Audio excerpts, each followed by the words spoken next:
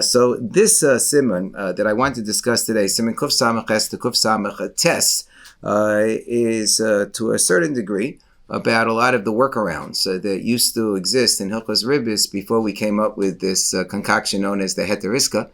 So it used to be that the way that you would work around Ribbis problems is that you would throw a non-Jew into the transaction and thereby try to do things in a permissible fashion because there's no Ribbis with respect to non-Jews. But as the Siman makes clear, sometimes it's going to be okay. Sometimes you're not going to have a problem, but sometimes it's really just a ruse and a subterfuge, and you are going to have a problem, and it's important to identify when it's okay and when it's not okay.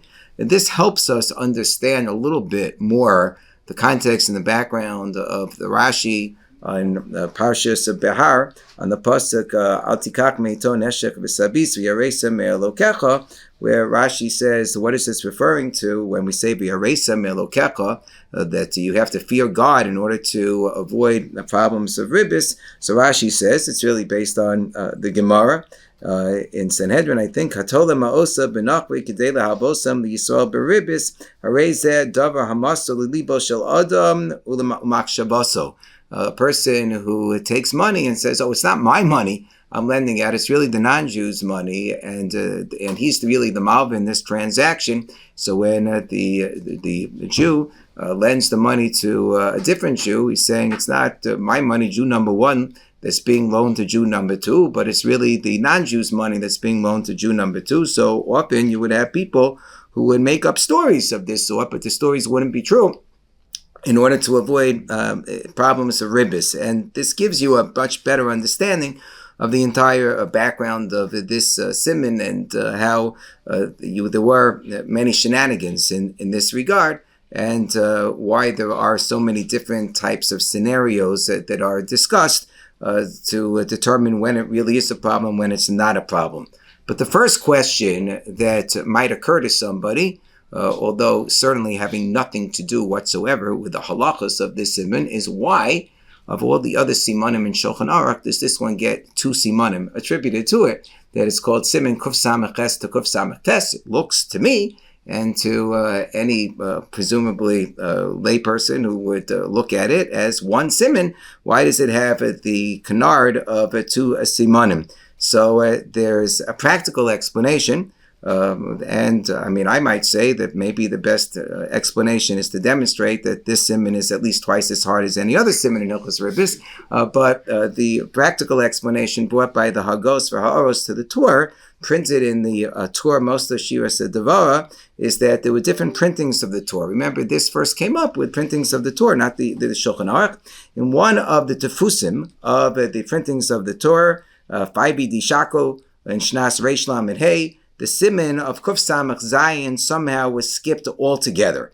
And therefore what we have as a siman Kuf Samach Zayin appeared, meaning that the number Kuf Samach Zayin, not the words of siman Kuf Samach Zayin, but the number siman Kuf Samach Zayin was skipped. And therefore what we have is our siman Kuf Samach Zayin appeared in that printing of the Torah as siman Kuf Samach Ches, and therefore this appeared as Kuf Samach Tes. So we've corrected that omission and we put Kuf Samach Zayin back on the map. But as a result, just so that there would be a similar pagination or a similar numerology, beginning with Siman Kuf Ayin, we just made Kuf Samach, the next Siman, into which previously was Kuf Samach Tes, into a hyphenated Siman of Kuf Samach Ches to Kuf Samach Tes. And there's a second explanation as well, which is that in the edition of the Torah that was printed together with the Drisha and the Prisha, I don't know why these problems only arose with respect to Hilchos Ribbis, but what we have is Siman Kuf Samach. In this particular printing of the Torah, Siman Kuf Samach was split up into two different simanim. So it was split into Kuf Samach and Kuf Samach Aleph, so that our Kuf Samach Aleph became their Kuf Samach base, and so forth and so forth. And thus our Kuf Samach Zayin became their Kuf Samach Ches. So therefore, in order for us as well to catch up over here, we had to make the next siman into a combination siman of Kuf Samach Ches to Kuf Samach Tes. So at least starting with Kuf Ayin everybody would be exactly on the same page. It's kind of like having a double parsha here in America to catch up with the parshios in Eretz Yisrael, especially after Pesach, when sometimes, depending on if the last day of Pesach falls out on Shabbos or not, they can end up ahead of us in terms of the parshios. But as I said, there could also be a hashkacha, how Yona over here, that's transmitting the message that Talmidim should get double credit for learning the Siman. Now, I started a project a number of years ago, that the previous time that our Kollel learned Hilchos Ribbis, of having picture diagrams for this Siman, much like the Sefarim that have come out in previous years with the pictures of the different scenarios in Maseches Yevamos, and Maseches Kinem, that do a very, very fine job. And I still haven't gotten it perfected, but I have to give special credit, particularly to Moishy Rothman, if he's listening to this Chaburah from our Kollel, who helped me a great deal in refining and color coding the drawings and the explanations and so forth. But it's still a work in progress. I should mention that this idea did not originate with me. It actually originated with none other than Dr. Chaim Soloveitchik. Dr. Chaim Soloveitchik, in his doctoral thesis, which is printed in the Collected Essays, Volume 1 of Dr. Chaim Soloveitchik, his doctoral thesis that he did for Hebrew University. So he wrote about different pointing type transactions that took place between Jews and non-Jews in the Middle Ages in order to avoid problems of Ribbis. And he thought that in order to illustrate the transactions in the most effective fashion, he would make picture diagrams. So I think he hired an artist, and he explained why it is that the Jew has the pointy hat, and why the Gentiles were clean-shaven, and how this was done all based on very careful historical research, etc., etc. And he has two different, no, this is not Shakespearean, he has two different diagrams, one called the pawn, and the other is called Shanemen, which were two different types of transactions that relate a little bit to Siman Kuf Samech Ches. Interestingly enough, the case of the pawn is actually represented in Siman in Sif Yud Ches, which is probably has the most convoluted scenario of the entire Siman. Alone, it's described as a sale, and therefore it's okay. So that all seems to be described in the drawing, which is called the pawn. The other case of Shanemen, where there is a loveh who is somehow short of cash, but they gave a mashkon to the malvin, tells the mashkon, hey, why don't you go and sell it? So this is interesting because the scenario that he has is with a Jewish borrower and a non-Jewish lender. And there is a similar scenario in Sif Yud Beis with a non-Jewish borrower and a Jewish lender. And later on in Sif Vav, with a Jewish borrower and a Jewish lender, but his scenario of the Jewish borrower and the non-Jewish lender does not actually seem to appear directly in Siman Kuf Samech Ches, Kuf Samech Tes, although maybe it was, there are no references as far as I could find in his article to anything in the Shulchan Aruch. There were a lot of references to various Godim, Rishonim that may not necessarily have made it to the page. But certainly there does seem to be precedent for trying to explain the very complicated and convoluted cases of this Siman in actual pictures and cartoon diagrams, and therefore I feel that Baruch Hashem, I'm in very good company, and all of us who are engaged in this endeavor are in very good company. And I have to give credit as well to others who have followed suit. I believe Rav Ike has followed suit in his Halakhapedia page with some very fine drawings, and Moishy as well has also come up with his own drawings based on the work that we did together. So I haven't given up on the project, but I feel that it's wonderful that this has become sort of a joint project of our entire Yodin Kollel. And to the extent that this could be Mabitz Torah and Lahagdil Torah Lahadira to help to bring to light a better understanding of these different case scenarios, then Matov U Manoim. Now, one of the other things that I've tried to do over the years is to articulate certain Kalalim that can be gleaned from the Siman. And I believe that from a learning perspective, this is on some level the most useful tool in terms of enhancing our understanding of both the Siman in general and also these particular Klallim that are applicable to really all of Hilchos Ribbis that emerge from this Siman, so that it gives us a greater overview, I think, of Hilchos Ribbis if we can hone in on some of the Kollel, and that's what I wanted to focus upon in this Chaburah. So, first of all, what I'll call principle number 1, and if you look at the list, I really have 10 different principles, but principle number 1 is simply the most obvious and basic one, but you have to start with basic foundations if you're going to build upon your principles, and that is Ribbis from one Jew to another Jew is always a problem, however structured. So you can structure it in all kinds of Rube Goldberg complicated ways, but it's still going to be usher. However, by the same token, Ribbis from a Jew to a non-Jew, or from a non-Jew to a Jew, is not a problem. And so the Siman examines primarily the question, when is something Ribbis? When you have a Jew and a non-Jew. Well, let's put it this way. I have 2 Jews and I have a non-Jew in the mix. Now, the Jew can be in the middle, what we call akum in the middle, or the Jew can be on either side, either end of the transaction. So you basically have 3 different combinations that could potentially be problematic or okay, depending on the facts and circumstances. And the Siman in the beginning, up until Sif Tez Zayin, from Sif Aleph to Sif Tez Zayin, really goes through methodically and systematically 3 of the variations that are possibilities, not a 4th, and we'll explain why. The first variation is if I have an akum lender, right, non-Jewish lender, and I have a Jewish borrower, but there's a Jew in the middle. That's from Sif Aleph to Sif Daled. Sif Daled, not really so much, but it's really a logical continuation, really Sif Aleph to a Sif Gimel, and then Daled is just telling you a byproduct of it. And then the next is a Jewish lender, Jewish borrower, and akum in the middle. That's from Sifim Hey to Yud Beis. And then you have a Jewish lender, akum, non-Jewish borrower, and a Jew in the middle. That's from Sifim Yud Gimel to Tez Zayin.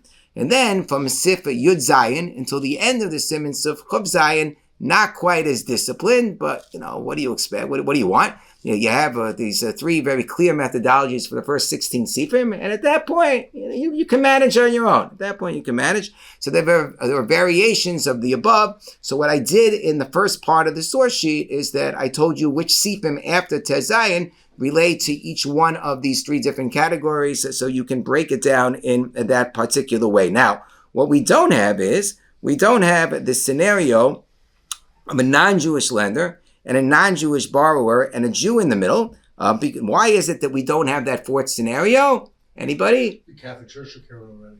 Because it's clearly not going to be a Ribbis problem. I assume that's what you mean. Because there's no possibility there of Ribbis from a Jew to a non-Jew, because in order for there to be a problem of Ribbis, you need at least 2 Jews. I mean, we discussed that in the past. Maybe if both the lender and the borrower are the same Jew. So this is what to discuss in terms of worrying or not worrying about Dilma Asi L'Misrach. But you certainly don't have to worry about Dilma Asi L'Misrach when either the lender or the borrower is clearly not Jewish. So that's why you only have these 3 different scenarios. So that's sort of the first foundational principle that emerges from the Siman. That's the overriding principle of the Siman. Now, the second principle is Ein Shlichus La'akum, that there is no agency. This is a tricky word when it comes to this Siman. Tricky word. There's no agency when it comes to a non-Jew, meaning from a D'Oraisa perspective, a Jew cannot appoint, it would not be effective. A Jew cannot effectively appoint. The non-Jew is a shliach, and a non-Jew cannot effectively appoint a Jew as a shliach. This means that whenever shlichus would potentially result in a kula, that leniency will not be available with respect to a non-Jew. Now, this is important because while a Jew could appoint another Jew to lend to a non-Jew, let's say that you had a valid shlichus transaction where Jew number, we'll call the first one, the lender, Jew number 1, and Jew number 1 appoints a shliach, that's a Jew number 2. If Jew number 2 is really only a shliach, and that does not have any real Ribbis type of liability or indebtedness towards a Jew number one, he's really only a shliach, so then it would be perfectly fine for Jew number one to appoint Jew number two to lend money on his behalf to a non-Jew. We have that in Sif Yud Gimel. Sif Yud Gimel spells out in a very extensive detail all of the conditions to make sure that there is no responsibility on the part of Jew number two, and Jew number one is assuming every single aspect of responsibility that you can ever imagine, in terms of the loan there, the loan back, the mashkon, the coming, the mashkon going, every kind of responsibility on his own. So when you have that type of situation, so then that would be perfectly fine. That's spelled out in Sif Yud Gimel, Sif Yud Daled, Sif Tez Zayin, and Sif Chof Zayin, the end of the Siman as well. Or, for that matter, one Jew who wants to be the borrower, Jew number two, can appoint Jew number one and say, hey, go to this non-Jew, tell the non-Jew, you have zero responsibility. You're not taking any responsibility upon yourself. You're just my shliach, and you're my shliach in order to transmit the loan to me from the non-Jew. Also perfectly fine. That we have in Sif Yud Zayin, and that we have in Sif Chav Vav. In the source sheet, I wrote Tez Zayin, Chav Zayin. You can correct it. Yud Zayin, Chav Vav should be the correct sifim for that. And that would be perfectly valid, okay? So, however, even though that would be valid if I have one Jew appointing another Jew, a non-Jew cannot appoint, at least not as a shliach, a Jew to borrow or to lend on his behalf. Now, this is different from a situation of Ma'aseh Kof. That's why I said shlichos is complicated. If it's a Ma'aseh Kof, you can have a mailman. You can definitely have a mailman be appointed. For example, a non-Jew appoints a mailman to bring a loan to Jew number two, and the mailman happens to be Jew number one. That would be perfectly fine because he's only a mailman. He's only doing a Ma'aseh Kof. It's like doing an act of a monkey. That doesn't matter at all. A shliach has some degree of personal responsibility for the item that he's holding, some degree that will go away when the money is then transmitted to the next party. But Ma'aseh Kof is a different story. Okay, so we're going to get to that. That's important. So this notion of Ein Shlichus La'akum plays out as early on as Sif Aleph. I've tried as much as possible to go in the order of the Siman in terms of articulating the principles for purposes of this year. So this plays out already in Sif Aleph. This is the case where we have Jew number one who borrowed from a non-Jew Ribbis, and then the non-Jew says to Jew number one, to name the Yisrael Zeh v'hi pater. Go and give from the money that I gave you, and give that money to Jew number two, and you'll be off the hook. So Jew number one gives the money to Jew number two, but it's only at the behest of the original non-Jewish lender. Behest equals, in our terminology, shlichus. It doesn't work.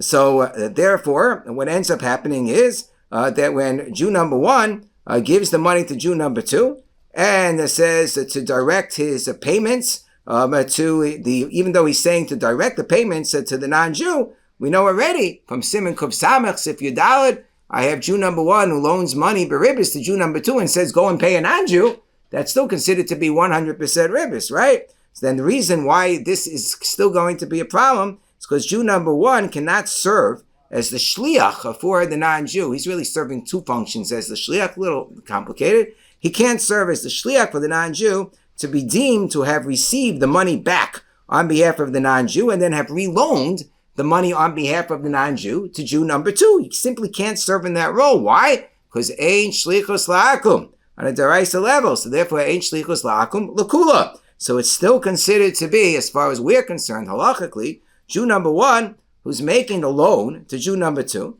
and is just directing the money to be paid to the non-Jew. This is very much like the proverbial, it's so interesting. This is a case that people still don't get. They can't wrap their heads around. I had a Rav in my community who said he can't wrap his head around this. He doesn't understand why this is us. But this is because it's hard to, because Ribbis is hard.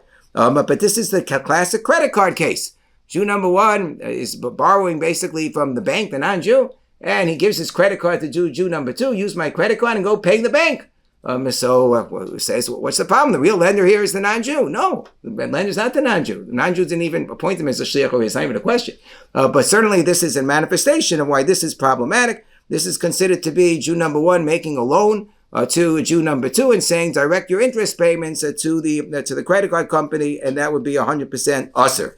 This notion that the reason why this idea doesn't work of the non-Jew telling the Jew number one to give the money to Jew number two, and Jew number one will be off the hook, and he directs Jew number two to pay the akum. Why is it no good? Says the Taz, Sif Katan Base. What's very helpful in this Siman, I'll tell you two sources that are extremely helpful in terms of learning the Siman. One is the Shach. Shach is always wonderful. Shach is always wonderful. A couple of Shachs that are not muskam l'kol hadeos over here, but the Shach is always wonderful.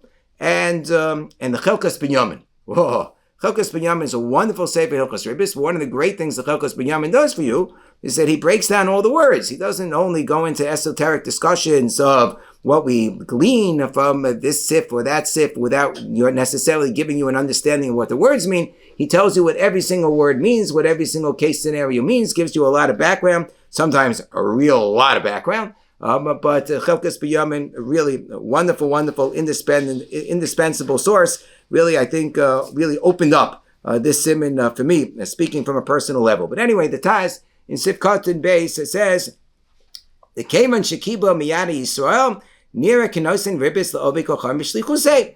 So it simply seems like Jew number two is giving Ribbis to the non-Jew. The bottom line is, why is this also? Why is this not allowed? Because there's no Shlichus La'obi Kocham. Hey Novi Kocham L'Yisrael. Whether it's a non-Jew appointing a Jew, hein lahefek, or a Jew appointing a non-Jew, there's no shlichus for novi kochavim. Okay, that's principle number 2. Now, principle number 3 teaches me that this concept is actually a double-edged sword. Double-edged sword. You know what that means? It means there's an edge. There's a sword on one end, and then there's a sword on the other edge, right? So although ein shlichus la'akum l'kula, even though we say that there's no shlichus la'akum l'kula, nonetheless, we do say that yesh shlichus la'akum, that there is agency with respect to an akum le'chumra. That as far as a chumra is concerned, there we do say that there is the possibility of agency with respect to a non-Jew, at least according to Rashi. In fact, according to everybody. That's what the Gemara says. But the question is whether the Havamina of the Gemara survives the Maskana. So Beinu Tam says the Havamina of the Gemara doesn't survive the Maskana. So Rashi says it does. And Rashi's opinion is expressed several times throughout the Siman by the Mechaber, and it's also expressed by the Ramah, but only L'chatchila. The Ramah will bring a number of times over. Beinu Tam is going to be makel about this, but says that at least L'chatchila, if it's not a big shasatchak, one should be machmir like the opinion of Rashi. So how does this play out? So thus, in the corresponding case in Siv Vav, when you have a non-Jew who borrowed from Jew number 1, right? It's the same scenario as Sif Aleph, but in this case, I have a non-Jew who borrowed from Jew number 1, Ribbis. So when Jew number 1 gives over the money to Jew number 2, right? He says, give the money, or like this, Jew number 1 says to the non-Jew, give the money over to Jew number 2 on my behalf, right?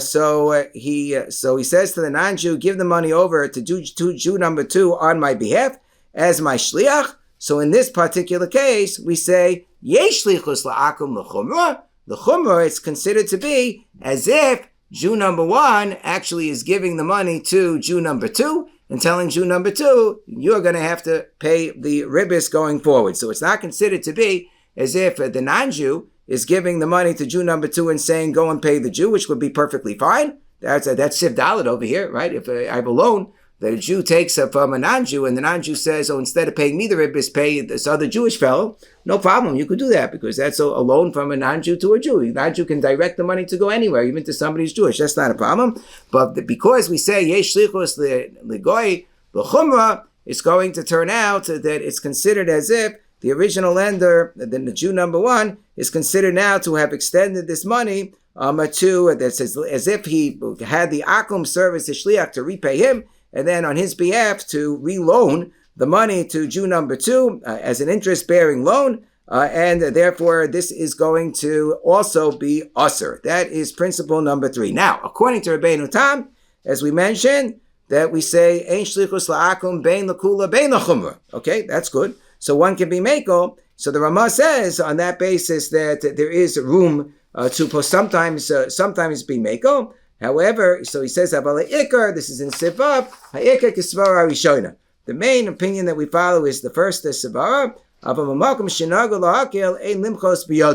but he says there is room to allow those who are mekel in certain mekomos based on Rabbeinu Tam to continue doing so. Again, as Dr. Chaim Soloveitchik pointed out, there were difficulties in terms of getting around Hilchos Ribbis, and therefore there were places that relied upon certain leniencies. So the Ramah says this is not considered to be such a far-fetched leniency. Even according to Rashi, it's only a d'Rabbanan. When we say yesh lichus la'akum l'chumra, that's not a din d'Oraisa, that's a chumra d'Rabbanan. It's a chumra d'Rabbanan. So in extenuating circumstances, there might be room to be mekel, even according to Rashi. So Sif Hey is a classic example. If you go to Sif Hey, take a look. Yisrael hilva le'ovi kochavim b'Ribbis, ve'o kochavim malva osam Yisrael b'Ribbis, ve'chozer Yisrael harishon menota Ribbis me'ovi kochavim aser. Classic case. Jew number 1 loans money to non-Jew. Non-Jew then loans the money to Jew number 2. Jew number 1 then collects the Ribbis, even if he's collecting it indirectly from the non-Jew, since ultimately it's coming from Jew number 2. Therefore, this is a classic manifestation of Yesh, Shlichos, the Ove Kochavim, Le Chumra, right? No question about it. Good?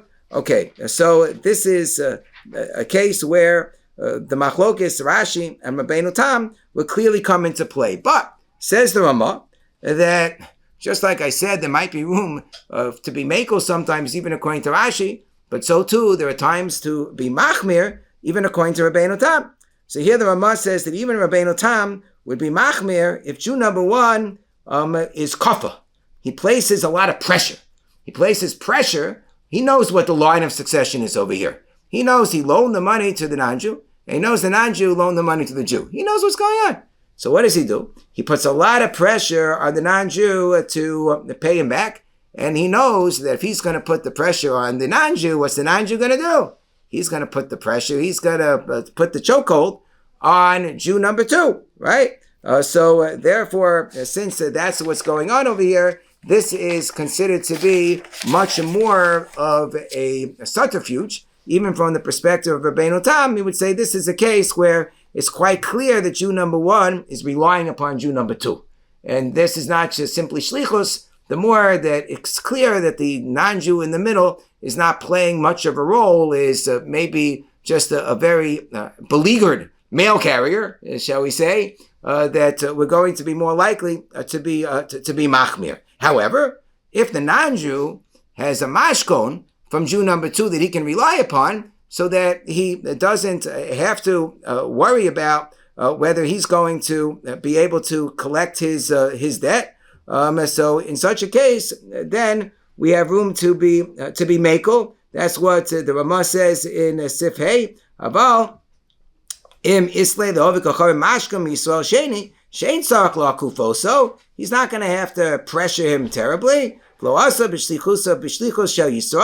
Shach says even if it would have been b'shlichus shel Yisrael according to Rabbeinu Tam, so then it's going to be permissible in that case. But we see that we have to take a look, even according to Rabbeinu Tam, as to what degree there's some sort of a distance, shall we say, between Jew number 1 and Jew number 2 when you have a non-Jew in the middle. This brings us now to principle number 4. And remember here, what was introduced at the end of principle number 3 was how a mashkon can make a difference. And it's important to understand that the mashkon is going to be a very important pawn in this game. Okay, no pun intended, of course, but the mashkon is going to be a very important pawn both in terms of how we're going to have all of these, understand the application of all of these principles, because a mashkon itself can assume an identity of one of the parties, as we shall see. Now, principle number 4, if there is no actual shlichus, then the Chumrah of Rashi doesn't apply. That's what I was mentioning briefly in passing before. If the non-Jew is simply, if you have a case where you have a separate loan, which is entirely from the non-Jew to Jew number 2, that's not at all directed by Jew number 1, so then it's going to be heter gomor, even for Jew number 2 to pay Jew number 1, and this is not going to be a problem of shlichus because there was no direction by Jew number 1 for the non-Jew who borrowed from him to lend to anybody in particular. They're considered to be two separate and distinct loans. And how are we going to know that they're two separate and distinct loans? Sometimes the Meforshim will look at whether it was much later in time, for example, that in January, Jew number 1 makes a Ribbis bearing loan to the non-Jew, and then in December the non-Jew makes a loan of an equivalent amount of money to Jew number 2. So we're going to say that if the non-Jew says to Jew number 2, it would be convenient for me if instead of paying me, I happen to owe money to Jew number 1, you'll pay Jew number 1 instead. There was never any kind of loan even through shlichus. There was no shlichus over here. There was no explicit instruction from Jew number 1 to the non-Jew going to extend a loan to Jew number 2, and there's nothing suspicious because didn't happen. Take it from Miyad, didn't happen the same day. So that's going to be permissible even according to Rashi. Well, let's say that I have a situation where the non-Jew extended a loan to Jew number 1. Jew number 1 paid back the non-Jew. The non-Jew said, put the money down and you're off the hook. And then the non-Jew picks up the money and he lends it out to Jew number 2, right? So those are the cases that we have in Sif Beis, we have in Sif Gimel. Those are cases that are going to be perfectly fine. Look at Sif Beis. So in Kibbutz Ovik Kocharim Mos Miyad Yisrael Rishon V'Nasan L'Sheni Mutter. That's going to be completely mutter because the Jew number 1 in that particular case is going to be completely going to be completely out of the picture. You take a look, the Shach in Sif Katan Sif Katan Yud Beis. The Shach in Sif Katan Yud Beis, he articulates the basic principle. There's a question whether in the context of where the Shach articulates this principle, in Sif Katan Yud Beis, which is in Sif Hey, whether it's germane to where he articulates it. That's a discussion of Rabbi Akiva Eger, but we'll focus on the words of the Shach. He says,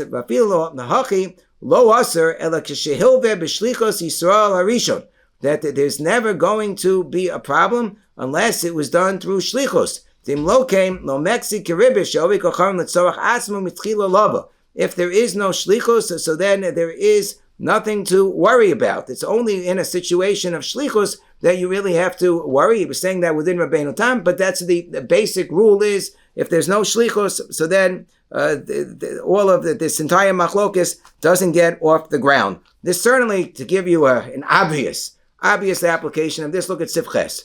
Sivches, Yisrael Shama Lo Vikochavim, Lava Li Min Lo Vikochavim Ribbis. I have Jew number 2 who wants to be a borrower, and he says to the Gentile, to the non-Jewish lender, or the non-Jewish middleman, I should say, go and obtain a loan for me from a different non-Jew, and then this non-Jew instead obtains a loan for him, Yisrael, from Jew number 1, the Ribbis, an interest-bearing loan. This is going to be mutter. Why is it mutter? It's going to be mutter because of the fact that the privity that Jew number 2 had was simply with the middleman, with the non-Jew who's getting the money for him, right? He's saying, you make me the loan and get the funds from a certain non-Jew, and then the non-Jew obtain the funds from Jew number 1. Jew number 1 has no privity with Jew number 2, and in fact, that the non-Jew is not performing an act of shlichus that I'm going to say, yesh shlichus la'akam l'chumra. Why is that? Because if he would be a shliach, he'd be shliach sheshina b'shlichuso.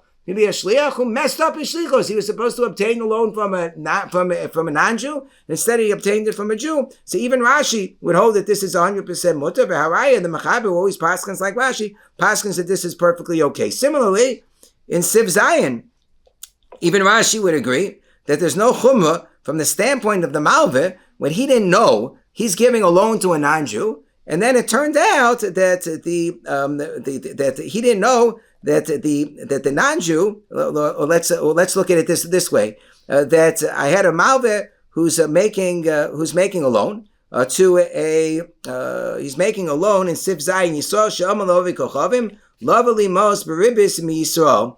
So as far as the Jewish lender is concerned, he thinks he's making a loan to a non-Jew.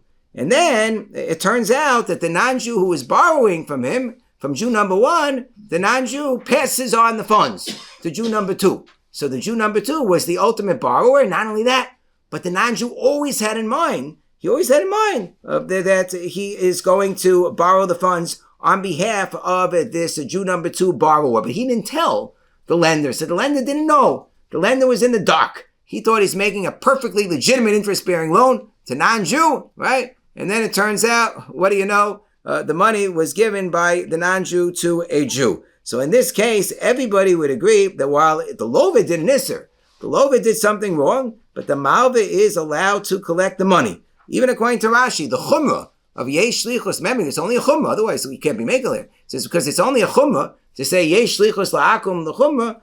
So in this case, we're not going to impose that Chumrah on the Malva. We didn't do anything wrong. He thought he's making a perfectly legitimate interest-bearing loan to the non-Jew, so therefore he's allowed to collect the money. So we see that sometimes that can work even according to Rashi when there is no malfeasance on the part of the Jewish lender who would ultimately be collecting the money. That is Sif Zayin. Okay, now this brings us to principle number 5, which is the flip side of the equation. What's the flip side of the equation? Like this.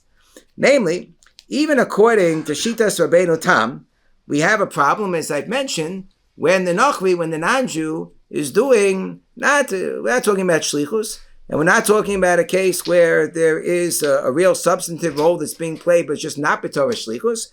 But let's say that the Nachri is doing what I called before the Ma'aseh Kof. He's the mail carrier. So he's only a mail carrier of an interest-bearing loan from Jew number 1 to Jew number 2, right?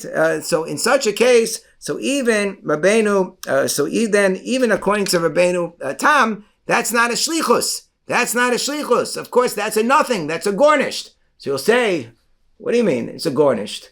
How could it be a gornished? Didn't we learn the Shuvas Rashi in Siman Kuf Samach? We said even with a Jew, you can get out of problems, right? Because you have Ein Shliach L'Dvar Avera, where's a Jew who can be a Shliach.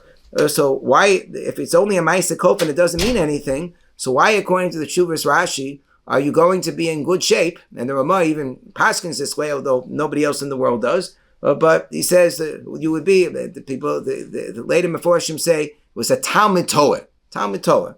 We wrote this in the name of Rashi, right? That if the Jewish lender gives the money to the Jewish middleman, and the Jewish middleman then loans out the money to Jew number 2, and then Jew number 2 can pay Ribbis through the Jewish middleman to Jew number 1, because it's not Ribbis Haba Milova Lamalveh, because you have the middleman. So if a Ma'aseh Kof means that it's just considered to be going directly, that's what we're going to say over here, and according to Rabbeinu Tam, that it's going to be considered like it's going directly from Jew number 1 to Jew number 2, and we don't pay any attention to the Akim in the middle if he bears no responsibility ever whatsoever for the transaction. He's just a mail carrier. So why then, how do we understand that case of Rashi? So I have a couple of answers for you. One, and there's a reason we say it was the Talmud Torah, right? The other answer is that the Meforshim explain, no, in that case, the middleman was doing more than a Ma'aseh Kof. He was taking a Havah of Keren. He was taking a Havah of Keren without Ribbis from the original Jewish Malveh, and then he was extending a Havah of only Keren between himself and Jew number 2, but it's just that Jew number 2 had to pay the Ribbis to Jew number 1. That was sort of transmitted in the mix. And it was almost like a premium being paid in order for the loan to take place. So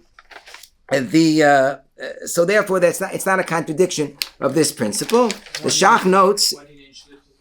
What? Why do you need That's a whole discussion in Siman Kuf Sam. But the point that I wanted to get to over here is that it's not a contradiction. So the notion that if I would have a Ma'aseh Kof B'Alma, that even that case would not be permitted. Even those who are making in that case would not permit it if it would be a Ma'aseh Kof B'Alma. Now the Shach notes this in Sif Chav Daled, where the Shach says in Sif Katan Ayin Gimel, where the Shach says explicitly that this type of case would be Ribbis Ketzutza. What's the case over there in Sif Chav Daled. So that is the case of a money manager, right? Nobody disagrees with this principle that if you had a Jew who was loaning out money and he used the non-Jew in the middle as his money manager, his apotropos, right? And the non-Jew doesn't bear any personal achrayos. He's just lending out the Jew's money, and the Jew bears all the achrayos for the money. So it says, Asa lilbos mimenu beribbis, that it's going to be 100% Asa, says the Shach. And you know what? Asa Ribbis Katsutsu. And it's Ribbis Katsutsu. This isn't just a Chum Rabbi Amma. This is Ribbis Katsutsu. Why? According to Rabbeinu Tam, why doesn't the Ramah have a footnote over here saying that this is a shlichus, and we say ain't shlichus la'akum afilu l'chumra? So the answer is that he's just a ma'aseh kof in terms of managing, but he doesn't have the kind of achrayus whatsoever. It's not considered to be as an employee. That's not considered to be as if it left the reshus of a Jew number one altogether. There's a bit of a kasha. There's a bit of a kasha in Sif Chav Aleph, because Sif Chav Aleph seems to indicate that when the non-Jew is bearing achrayus, we are maker. Let's take a look at Sif Chav Aleph over here. It says that im ma'osav shel Yisrael mufkadim biyad ovi kochavim. If I have a Jewish money that is in the hands of a non-Jew, and now he loaned it to a Jew b'ribbis, so if the ovi kochavim did bear achrayas, so mutar likach ribbis. So then it would be permissible for the Jew number one to accept the ribbis. Why would it be acceptable in such a case? Here, with the ovi kochavim is bearing some level of achrayas, at the very least, we would view him as a shliach, right?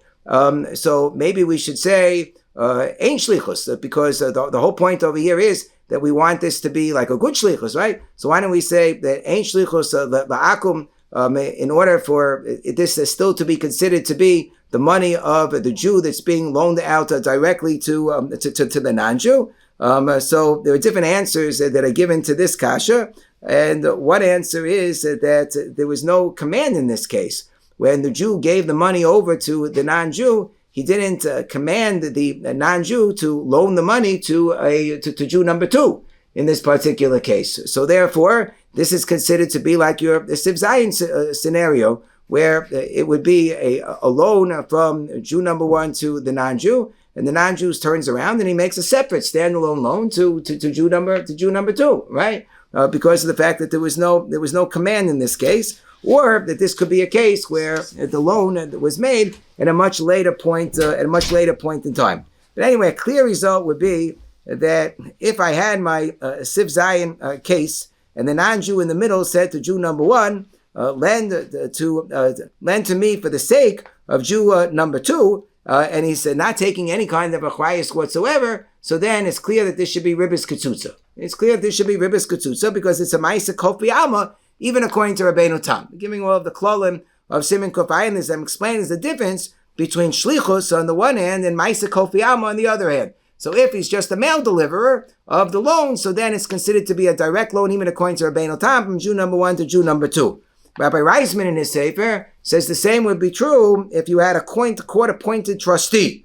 It was a non-Jew who was a court-appointed trustee for a Jew's assets, and he goes and he starts lending out the money to other Jews. This would be Ribbis Gomor, because the only liability that the non-Jew has is for gross negligence. But otherwise, the achrayus is all still still remains with Jew number one. And therefore, this would be like your mail carrier case, where essentially he's just like the money manager that we speak about in Sif Chav Daled, and this would be problematic. Fine. So that's principle number 5.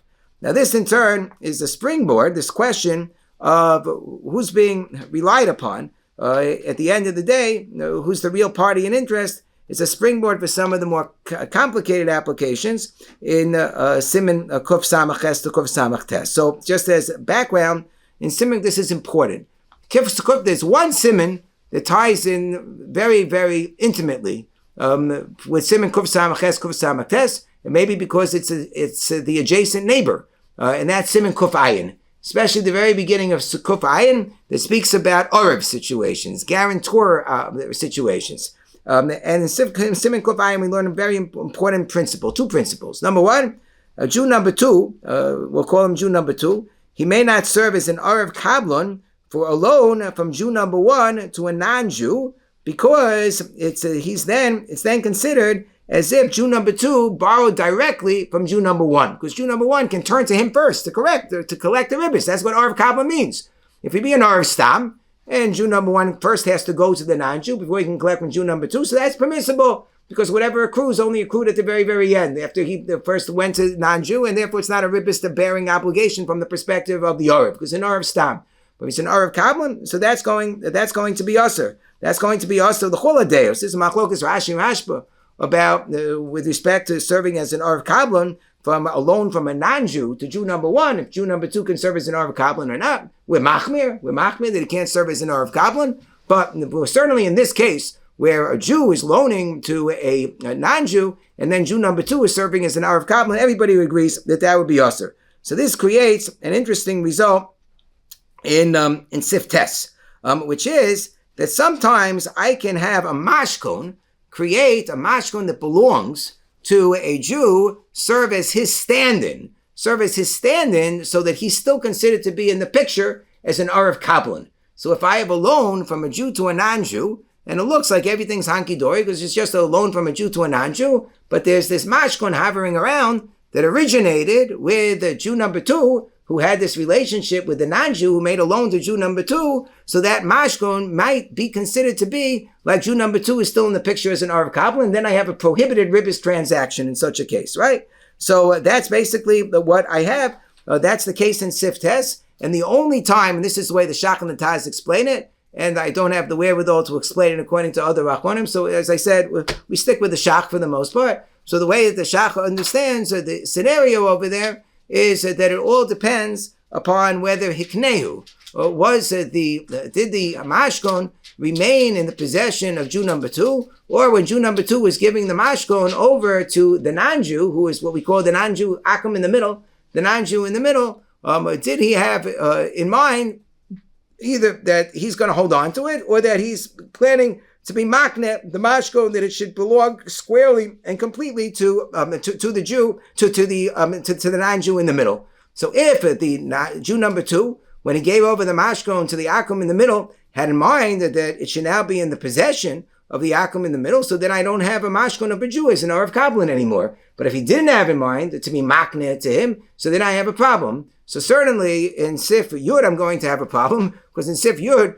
the non-Jew was kind of getting angry at the Jew and said, hey, where's my money? I'm taking this mashkon from you. And he didn't wait for the Jew to offer him the mashkon as part of the transaction. He grabbed the mashkon from him. So there for sure, we know that he wasn't makna in the mashkon. And then I'm going to have a problem. I'm certainly going to have a problem, according to Rashi, I'm going to have a problem in such a case. According to Rabbeinu Tam, Mistam, I should have a problem in such a case as well. The Hilchos B'Yamin gives some sort of an explanation, because the Meforshim seem to indicate you're not going to have a problem according to Rabbeinu Tam. Says, yeah, because once there's no shlichus, so the akum, the chumrah, so then the fact that Jew number two was never had privity with Jew number one, it was a separate loan transaction to Jew number two, so therefore we don't pay attention to the fact that the mashkon still belongs to the Jew, because it has nothing to do with Jew number one and his transaction. Sort of a shver teretz, but he has to give some sort of a teretz. But with respect to the case in the Siftes where the mashkon was given willingly, so we say at least according to Rashi, we're going to assume that it's going to be a problem that I have an Orev Kabbalah in the picture, and the assumption is that I have to be worried that the Jew number two was not makna his mashkon to the non-Jew. According to Rabbeinu Tam, that we assume that Ein Shlichus La'akum, so part of the Ein Shlichus La'akum assumption is going to be that he was makne the mashkon, but that we see that if I did have a mashkon in the picture that still belonged to the Jew, and I didn't have this Ein Shlichus La'akum L'chumra dispensation of Rabbeinu Tam, which we don't rely upon, certainly L'chatchila, so then we do have a problem whenever there is a Jewish mashkon in the picture, of as the Jew still being involved as an Orev Kabbalah, when it comes to the transaction. And this helps us understand as well Sif Yud Aleph, because in Sif Yud Aleph's case,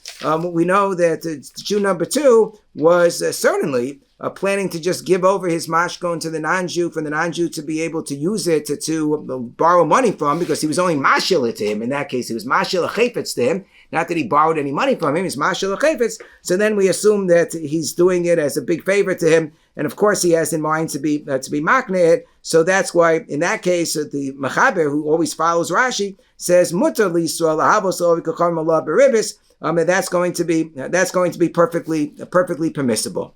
Now again, what ended up happening in Sif Tes is that you had this convoluted case where the Ovi Kochavim, the non-Jew, borrowed from a Jew, Ribbis, and he had used this mashkon. So the question was that then Jew number 2 only came along afterwards and claimed that it was his mashkon. So we said that the Malved doesn't have to believe him in such a case. However, if he knows that the mashkon belonged to a Jew, that's really the problematic case. So then we said he has to be machmir about it. And the Ramah says that this is only according to the opinion that said that the opinion of Rashi, the yesh lichos le'ovid kochavim l'chumrah. But otherwise, according to Rabbeinu Tam, it's going to be permissible. Why is it going to be permissible? So the Shach says, because we would assume that that at least according to Rabbeinu Tam, we're always going to assume that since there never can be any privity between Jew number 1 and Jew number 2 when there's a non-Jew in the middle, that of course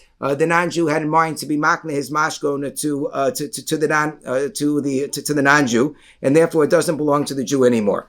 So this is just an important principle in terms of understanding the role of the mashkon. Now, along these lines, moving on to principle number 7. Yes, Ike. What type of kinyan was in the these are showing that you're doing makna. Jew number 2 is makna the mashkon. What type? Mashicha. Is it as a matana or it's a mashkon? The Torah's mashkon for all. The Torah's mashkon, but it doesn't matter. But it's leaving his possession.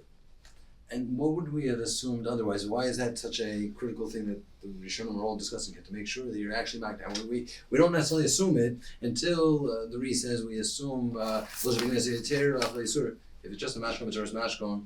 That's what every halva where the mashkon is. So why would we have to result to any principles if that's what we're assuming? I guess that there are 2 different ways. You can give over a mashkon that until such time as it's redeemed, it really belongs to you. It really belongs to you until such time as it's redeemed, and you might have the right even to sell it, at which point in time you're responsible to pay me the value or something like that. Okay, that's what we're talking about over here. Or, no, you're basically a shomer on my mashkon, that I'm allowing you to hold it as a security in case you're going to need to use it, but I'm not really giving it to you to be able to sell, do whatever you want with it. One of them is, like, let's say, the Guvain that was given over, like a potiki? Or one? At the end of the day, the person who's holding the mashkon is still going to be responsible to return the value in the event that the loan is ever paid back. Okay, so if let's say it was worth more than the loan, they'll still have to pay back the value at that point in time. But the only question is, do they have complete ownership control over it while it's in their possession to be able to do with it what they want? Because we have one of the case scenarios here is where the person actually, the non-Jew actually even sold the mashkon while it was in his possession. So that's the question. And then the question is that the non-Jew wants to, he doesn't have possession of the Jewish purchaser. How much money does he have to pay in order to get that mashkon that he purchased from the non-Jew, which is sitting in the Jew's possession?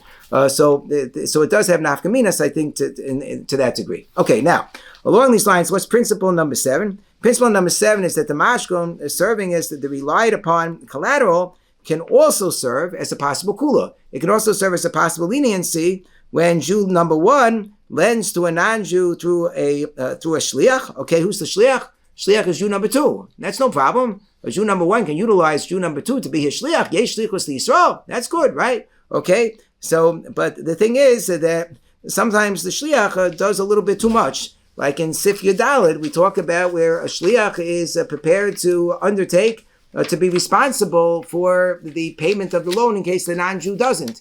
That's called an Arev. An Arev, he's going to guarantee. Guaranteeing is okay. If it's an Arev Stam is all right. But what if he guarantees to be an Arev Kablan? So the Shach talks about this. He says, yeah, that practice resulted. This is the Shach, very important Shach, Sif Kotan Memtes, where he talks about this possibility of serving as an Arav Kablan in this type of situation. So really, normally you can't serve as an Arav Kablan. But what if there's a mashkon in the picture? Well, that's Siman Kufayin. And Sif Beis says if there's a mashkon in the picture, so then it would be okay to serve as an Arav Kablan, right? But not really, because that might only be with a Keren, it might only be with a Ribbis, not both. If you read the Meforshim, it's not as clear as what the Ramaz seems to indicate. But here the Shach says that the practice seems to have developed that even if the Jew who's the middle person in this loan, where Jew number one is ultimately lending to a non-Jew, and Jew number two is the one in the middle, he's the shliach, and he says, oh, don't worry about it, I'll take care of the Keren Ribbis. Now, the Shach admits that this is why we have the Lashon, we call Malcolm lechatchila. You're not allowed to do this. That's what the Ramah is, the Lashon lechatchila, mean lechatchila. Sometimes lechatchila means that don't do it in the first instance, but we'll let you get away with it. But sometimes it means something else. Lechatchila here means mitchila. Mitchila, he certainly couldn't be the borrower. And the loan couldn't be for the purpose of Jew number two. And he says, don't worry, I'll take care of the Keren Ribbis. I don't care how good a mashkon you have in that situation, that's going to be an Isser Gomer of Ribbis. So it means mitchila, the purpose of the loan has to be for the Gentile, for the non-Jew at the end of the line. But the Jews, the Shliach, can say, oh, but don't worry, I'll take care of the Keren Ribbis. Not only that, it says the Shach, the practice developed that this would also be done even to serve as an Arav Kablan. So he says, wait a second, how can such a thing be allowed? So he says, Mi orisi noagim ma'avim mekom sheyisom b'shasol bashi paraken v'ribis v'nirili desvile the davka hechashen amashkan tov lahavos alav sachal ba sheyishaveh hakeren v'ribis sheyagi alav. So he says that maybe it's only a problem if the mashkon is not going to be valuable enough that it would be able to cover all of the Keren and all of the Ribbis for the entire term of the loan. You have a 30-year mortgage loan. So you have to have a pretty expensive mashkon.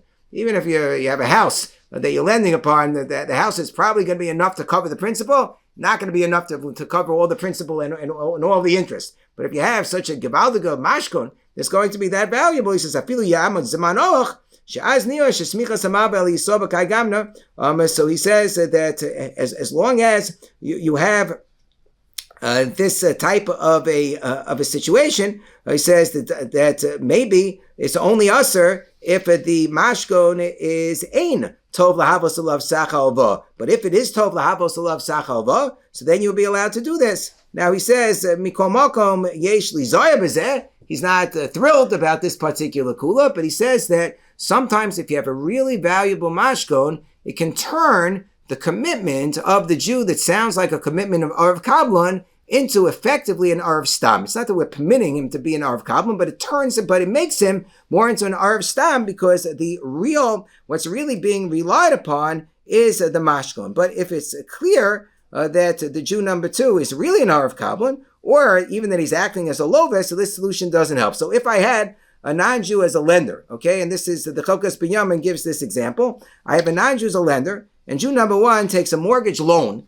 on behalf of Jew number two, whose property really is serving as the main mashkon over here, says this is still going to be usher because number one, Jew number one is certainly being relied upon by the non-Jew because he's the named borrower of the mortgage loan. So he's at least being relied upon as an Arav Kablan, and I would venture to say he's being relied upon as the actual borrower. So here, it doesn't matter if the house that is being used as the mashkon is the most valuable piece of real estate that you can imagine, nonetheless, it's still going to be usher in that situation. Okay, so that's principle number 7. Now we're up to principle number 8. I only have 10, so not so much long.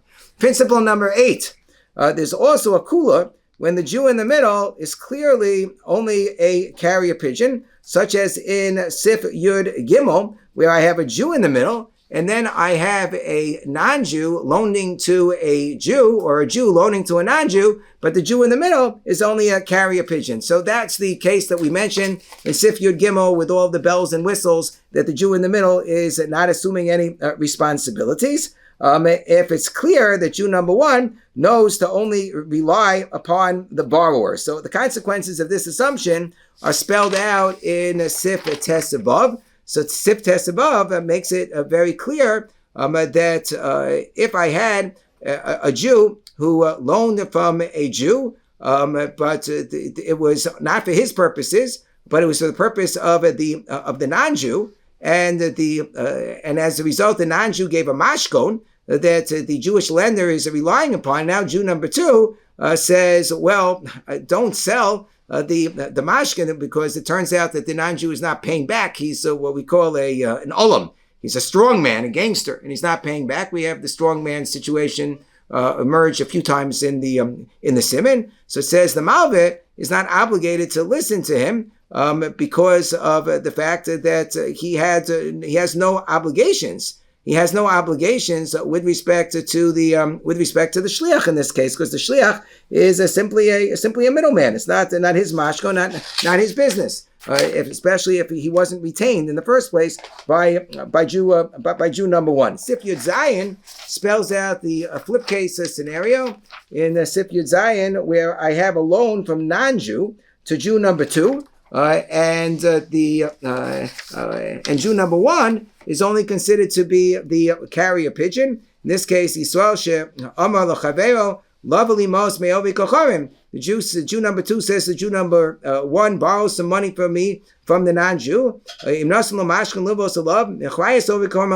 the non-Jew understands that he only has the rights to the mashkon and he has no claim with respect to Jew number one, or where Jew number one has spelled out to him the name of Jew number two, and he knows that he's relying only upon Jew number two and not upon Jew number one. So either he's relying upon the mashkon, he's relying upon the fact that he knows the identity of a Jew number of Jew number two, or Jew number one walked him over to Jew number two. So then it would be mutter. Then it would be permissible in those circumstances for Jew number one to serve as the middleman to collect the interest from Jew number two and to pay the interest over to the non-Jew.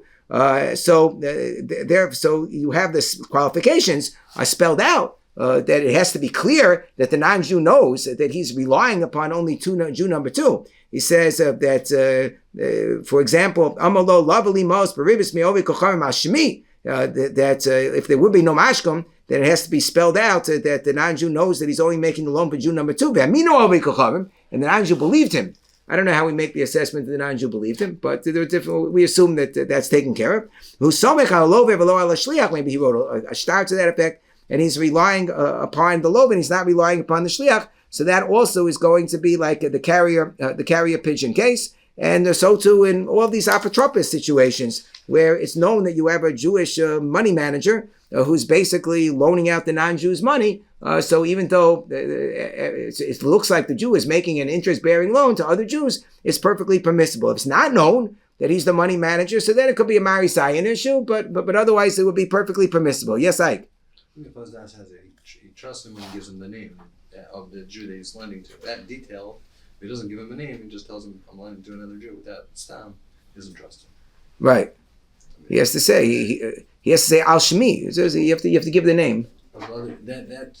Right. Then he tries. Yeah, exactly. Now, principle number 9, the other very important issue that's explained in this Siman is the ability to collect interest when either the Jew paying it was never a borrower, as in Sif Yudalid, where we see in Sif Yudalid the Jew was never the borrower. That's where Yisrael Shalava me Chavero l'tzarach ovi kochavim v'kasavim ovi kochavim la Ribbis b'yoker v'Yisrael amal b'pacha kasav b'pachos. So I have a Jew number one is making a loan to the non-Jew. Jew number two is processing the loan. He's collecting an extra fee from the non-Jew. And what gives him the right to collect an extra fee? That's called schar sasaros. He's getting a brokerage fee. No problem in that particular case. But he certainly has no obligation to Jew number one if the loan is only coming from Jew number one to the borrower. So if I have a strong man over Kacharm in this case, and he doesn't want to pay, so it can't be that the Jew is going to be responsible under these circumstances. And of course, this is where the Shach spoke about that he could be an Arav Stam, but he can't be an Arav Kaplan, and that's where we speak about what about if the mashkon is worth more money. But he was never a borrower. Or if the one who's collecting the money was never a lender, that's also going to be okay. And that's the complicated scenario that we have in Sif Yuches, or in the Dr. Soloveitchik pictures, the porn case that you can, look at. You want to pass it around if you want to take a look at the drawings. It's worthwhile. And then you want to make copies of it, I guess you can. I don't know if there's copyright issues, whatever. But you'll see. But in any event, the scenario there, which seems to have been one of the more complicated devices that was used, is that you had a loan that was from Jew number one to a Gentile, and then the Gentile gave over a mashkon to Jew number one, and Jew number one would sell the mashkon to Jew number two. So Jew number two was never a lender. He simply was buying. He simply was buying the mashkon. But how do you buy a mashkon? You pay money. So he's paying money to Jew number one, and then at some point in time, Jew number one is going to redeem the mashkon. He's going to redeem the mashkon with what it's worth, because when he's selling the mashkon, he's still selling the mashkon all the rights that accrue together with the mashkon, meaning all the rights of the loan of being able to collect money from the loan that was originally extended from Jew number one to the Gentile. So you have all of this ribbis, this new interest which is accruing. At a certain point in time, Jew number one wants to buy back the mashkon. He's going to pay extra money for all of the additional value that now the mashkon is worth because of all the accrued interest on the loan that it represents, right? In the mashkon lichtachov, whatever. So now he's going to so now it's going to be worth a lot more money, and he pays that extra money. So when you think about it, what happened over here? Jew number two paid money to Jew number one, and Jew number two got back a lot more money from Jew number one, corresponding to all of the interest that was accruing on the loan. Why is this permissible? So a very simple answer: because it's not a loan, it's a sale. But in order for it to be a sale, it has to be a genuine sale. If there's a guaranteed buyback, so that generally is not going to be good. There seemed to be some sort of a practice at one point in time that allowed for a guaranteed buyback, and the Shach gives some sort of a very convoluted explanation that nobody accepts. So let's just ignore that for the moment, about whether the mashkon was actually, this is also getting back to hikneu, whether the mashkon was actually transferred by the non-Jew to the Jew's possession or not. If it wasn't, so it makes it better. It doesn't work so well. But the general assumption is that there wasn't really an obligation for the buyback to take place. And because of that, since it wasn't a guaranteed buyback, it'd be a guaranteed buyback, it'd be like selling a field with a guaranteed buyback where the person who's holding the field is not allowed to eat the fruit of the field, because that would be considered to be like ribbis. So that would be a problem, because it would turn out that the whole transaction was ribbis but you can have a gentleman's agreement. A gentleman's agreement, you could have a wink, and you could have as many winks and nods as you want. Winks and nods are fine. As long as they're not enforceable winks and nods, you can have a zillion winks and nods. It seems like they had a zillion winks and nods in terms of how they did their transaction in those days. But that was considered to be an acceptable, perfectly permissible transaction. And this is how this is how it was performed. So you make it go through a seller as long as there is no buyback obligation. So then that would not be a ribbis problem. So this is again another very important principle of the SIF, that if you do have a situation where money is being paid, again, the starting principle was if the money is being paid, if the real lender is a non-Jew or the real borrower is a non-Jew, so then you're okay. But now you're in better shape. You're giving extra money to a Jew who gave you money. You're giving back more money. Are you ever allowed to do that? Yes. If he's a seller, you're allowed to do it. If he's a seller, and that you simply have that the Jew number one bought the mashkon, and now Jew number one of his own volition and out of the kindness of his heart decides that he's going to sell back the mashkon, and he's getting some extra money for the deal because the mashkon is now worth more. No problem, and that's perfectly permissible. So nowadays we don't have this type of sif yud ches scenario anymore. And the reason that we don't have it is, and again, it has to be real, that the seller is not allowed to maintain any responsibility for the payment of the underlying debt, which was represented by the mashkon. So when the seller, Jew number one, sells it to Jew number two, and now the non-Jew is going to stop paying his payments, Jew number one is not allowed to bear any responsibility whatsoever. And this is also why we have in Sif Yutes that it spells out that it has to also be sale language. It can't be that the Jew number one says to Jew number two, "Oh, loan me the money." So it can't be. Even the post can talk about maybe if you use a lashon loan, everybody knows that it means to sell. So you could do it, but you can't start with the word loan. You say, I have this mashkon, and now let's do this this transaction that looks like a loan. But if you start with Haveni Mos al Mashkonos, so it says you have to says the Shulchan Aruch and Sif Yotes, then you're going too far. So you have to be very, very careful about how you do it. So we avoid these convoluted situations nowadays by just doing convoluted heteriscus nowadays, so that we avoid altogether this entire predicament. Now, finally, principle number 10 is simply to articulate that this Siman has it's a principle that there are additional principles, meaning that these are the 9 major principles that really, and I summarized it on your source sheet if you want to review them, that essentially conceptualize what the major points are of this particular Siman in terms of understanding the Yesodos, the foundations of Hilchos Ribbis that are manifested in this Siman. But there are other nuggets that can be extracted when one looks very closely at the Siman of other things that you can pick up in terms of this Siman. So I'll just mention in passing that I think that there are other situations, for example, that one can learn practical halacha l'maisa situations from certain things in the Siman, like even with respect to security deposits. So that when we spoke about principle number 8, and we spoke about when there's a kula, when the Jew in the middle is clearly only a carrier pigeon. So this, which emerges from Sif Yud Gimel, has 2 important applications of really very common situations. One is a security deposit situation with Jew number 1. The tenant is the lender, and the non-Jewish bank is the ultimate borrower that's going to have the security deposit between a tenant and a landlord sitting in a particular account. Jew number 2, who receives the security deposit that's supposed to be placed in a standalone bank account, is the shliach, essentially. So that's perfectly fine.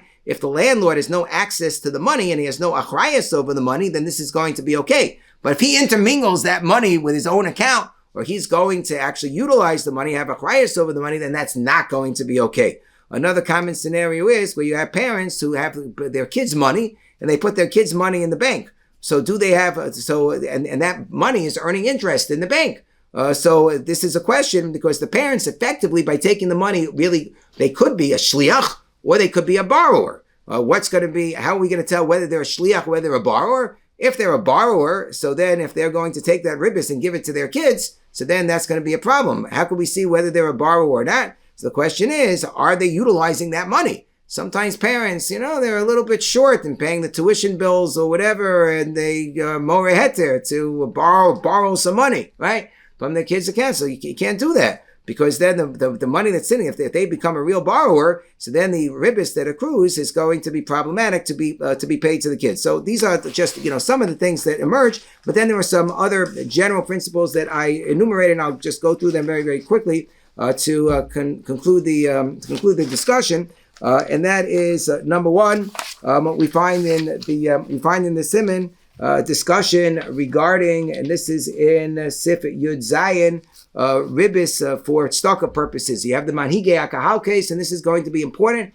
Yetz Hashem, we can have Chaburahs in the future about borrowing money for tzorach mitzvah. When is it allowed to be beribbis? And that the Ramah has some sort of a heter, manhigei kahal, are borrowing money from non-Jews, and they're going to give the money to the kehillah, and then the kehillah is going to pay them back beribbis to be paid back to the non-Jew beribbis. Very, very difficult heter in this case, because while you're allowed to borrow money l'tzorach mitzvah for ribbis d'Rabbanan, this appears to be ribbis d'Oraisa, and also you're not necessarily allowed to borrow money for ribbis for mitzvah purposes. It could be you're allowed to loan money for mitzvah purposes, and here it's borrowing the money for mitzvah purposes. So that also beribbis, and that also makes it questionable. But there is a side point which is made in the Piskei Tshuva over here, that if you have people who are hired by the community, let's say not to borrow money and lend money, but to do a big construction project, and in the course, and then to recoup their expenses, and part of their expenses is that they have to borrow money from various banks and institutions in order to have the requisite capital for their construction project. So that can be reimbursed because that simply is the kehillah discharging their obligation to refund any kind of expenses that was incurred in taking care of the project. So that's an important point. We discussed last time about Quicken Loans and buying and selling mortgages. That's in Sif Aleph and Sif Yud and Sif Chaf. So we covered that. That's obviously a very important discussion that emerges from the Siman. There is a discussion in the very, very end of the Siman in Sif Chaf Hey about the nemanus that a lender has to say that the transaction that they collected Ribbis from was a Ribbis-free transaction that had been done Kedasu Kedin, and that there was no Ribbis that was actually collected, and then it was done with a non-Jew as the real borrower in the transaction. So there, the Malva is generally going to be believed if he already has the mashkun, already collected the money. If he didn't collect the money, so then the lover will be able to take a shvuah to be putter. And there's a discussion about what if the Malva has a shtar, where the Ramah says that then he is allowed to collect. So that's also in the Siman further discussion. Take a look at Sif Chapei and the Meforshim over there. And there's a bit of a discussion regarding the responsibility that a Mishaleach has towards a Shliach. That's in Sif Tezvav. Depends whether the Malva explicitly appointed the Shliach or not. And finally, there's the right to take sarsaros fees that we discussed as well in Sif Yudalid, to be able to collect brokerage fees as the case may be. And then there is what I think is really worthy of a further discussion in Sif Chaf Aleph is the Rabbi Akiva Eger that quotes the Maharit that if a Jew gave money to a non-Jew, let's say who's going to be a manager of the money, but here, though normally if it's a non-Jewish money manager, it's going to be a problem of Ribbis, but if he gives it to him as like an iska, where the non-Jew is going to do a daita denav sheika avid, that he's going to get a 50% cut from all of the profits of the transaction. So somehow he says that makes it permissible. And there's a big question as to why it is that it makes it permissible. So the Erech Shai says it's not permissible unless the non-Jew loaned the money to Jews shelo b'reshus, in which case he's doing it ultra virus. So it's not considered to be a loan from the Jew himself. And others say that maybe it's only usher when the Jew explicitly tells the non-Jew to loan out the money to Jews, but if he didn't tell him, he just knows that he's probably going to loan it to Jews, that it is going to be okay.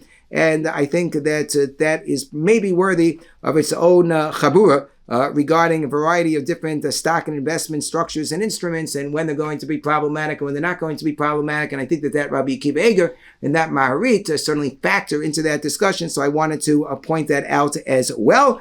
But of course, the end of the discussion is Od Chazon the Moed, that there's more time, Baruch Hashem, that we had over the course of the rest of the year to discuss some of these inyanim in greater length. But I think that hopefully this gives us all a better handle and less of an intimidation factor when it comes to Siman Kuf Samach Tes. Not as bad as one would have thought. It really is understandable. It is digestible. We haven't covered everything, but we really covered a lot, I think, in terms of going through the Sifrim in the different scenarios and what the major principles are. And I hope that this will all be the Toelis, Mahagdil Torah Ladir.